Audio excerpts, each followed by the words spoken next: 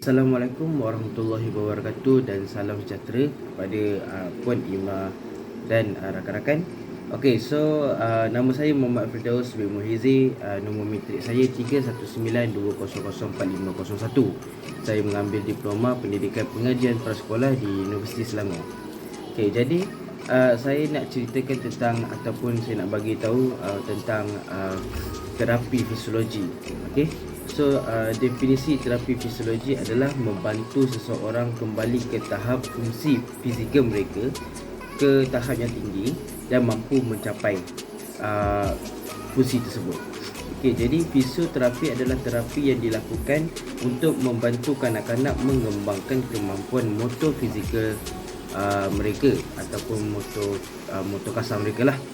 Kemampuan motor kasar meliputi otot-otot besar pada seluruh tubuh badan mereka dan memungkinkan tubuh melakukan pelbagai fungsi seperti berjalan, melompat, berlari, menendang, mengangkat dan melempar bola.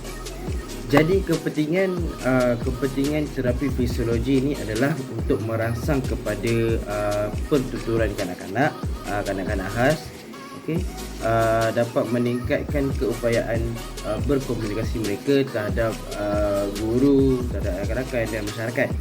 Yang ketiga, meningkatkan kawalan tingkah laku mereka ataupun koordinasi badan mereka. Okey. So nombor 4, menggalakkan sosialisasi antara kanak-kanak. Okey, terapi ini juga membantu mereka untuk mengembangkan kemahiran sosial mereka terhadap persekitaran mereka.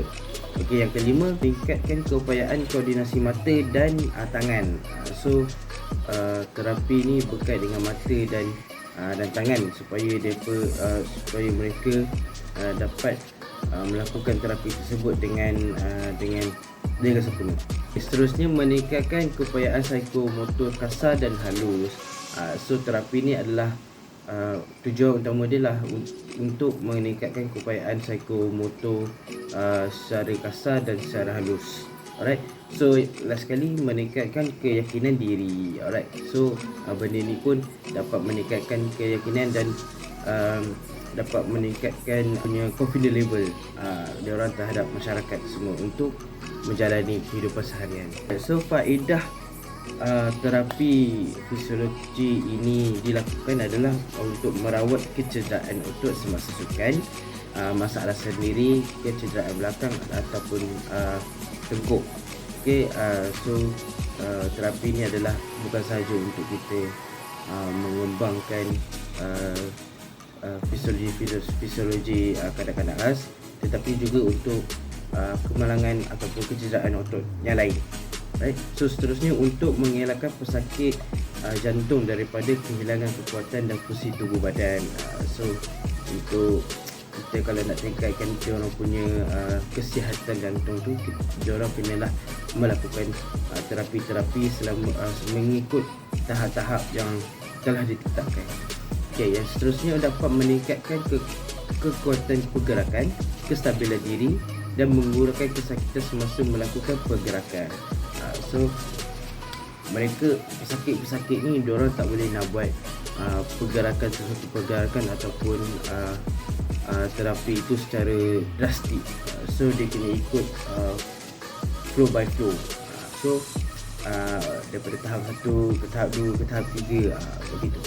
Okay, seterusnya, memberi panduan untuk mengembalikan keupayaan tubuh badan dan mental.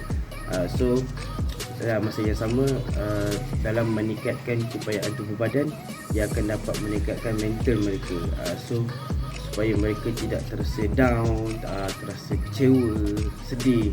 Alright. Akhir sekali, mencegah berulangnya masa depan dan perubahan tingkah laku. Terapi-terapi ni supaya dapat mengubah kehidupan mereka di masa hadapan dan cuba untuk tidak mengulanginya. Alright. Contoh-contoh aktiviti bagi motor halus ialah memotong, menggunting, mencabut, meramas, mengguli, merenyuk, mencubit, memicit. Memotong ni kita boleh guna pisau yang agak kecil dan tidak terlalu tajam lah, supaya untuk mengelakkan kecederaan berlaku semasa melakukan terapi tersebut. Okey, so kita pakai pisau yang boleh kata pisau untuk khas yang memasak, pisau yang untuk memasak yang ada protection. Okey, so kalau menggunting kita pakai gunting, kita bimbing untuk menggunting, mencabut. Kalau mencabut kita pakai kita boleh buat cabut rumput apa semua. Okey, so kalau meramas kita meramas tepung, uli dia punya doh tepung tu, menguli doh tepung. Okay. Kalau merenyuk kita merenyuk kertas apa semua. Okay. Kalau cubit tanah liat ke memicit pun sama juga tanah liat. Okay. Alright, untuk motor kasar pula kita boleh buat aktiviti membaling, menolak, memukul, melambung, melambung ataupun menyambut. Okay. So kalau motor kasar ni, kalau aktiviti yang kita boleh kata senang gunakan bola lah. Bola kita boleh baling bola. Okay. Kita baling bola kat dinding, kita menolak bola. Kita kalau memukul ni macam punching bag tu. Okay, punching bag tu kita pukul. Kita tak adalah macam nak bergaduh kan, tapi kita macam pukul sikit-sikit lah macam tu. Tak pun badminton, yes, badminton macam tu, pukul bulu tangkis. Right, so kalau melambung bola lah, bola. Okay, menyambut bola pun sama, mungkin kita guna bola juga. Kita baling dan kita minta mereka sambut bola tu. Right. Okay, so aktiviti ketiga adalah imbangan. So imbangan ni banyak dilakukan untuk pekerja-pekerja macam pramugari. So nak tengok dia punya imbangan ni, aktivitinya adalah kita berdiri dengan sebelah kaki, kita bawa buku di atas kepala dan berdiri di atas kursi. Berdiri di sebelah kaki tu, tengok kita angkat kaki, sebelah kanan, tengok dia jatuh atas tak, sama kiri pun sama macam tu.